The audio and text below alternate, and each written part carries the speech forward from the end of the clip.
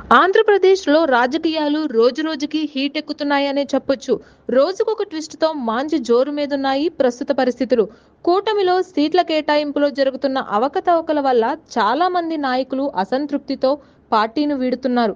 తాజాగా జనసేన నేత పోతిన మహేష్ కూడా పవన్ కళ్యాణ్‌పై తీవ్రంగా విమర్శలు చేస్తూ బుధవారం వైసీపీలోకి జంపయిపోయారు.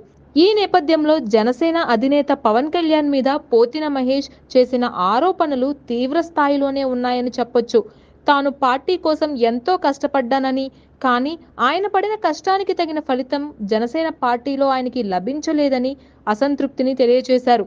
ఆఖరి వరకు విజయవాడ పశ్చిమ నియోజకవర్గం సీట్ కోసం ఆయన చాలా ప్రయత్నించారని, కానీ పొత్తులో భాగంగా బీజేపీ నుంచి కేంద్ర మాజీ మంత్రి అయిన సృజనా చౌదరికి సీట్ దక్కడంతో పవన్ పై పోతిన తీవ్రంగా విమర్శలు గుప్పిస్తూ వైఎస్ఆర్సీపీ కండువాను కప్పుకున్నట్లుగా తెలుస్తోంది.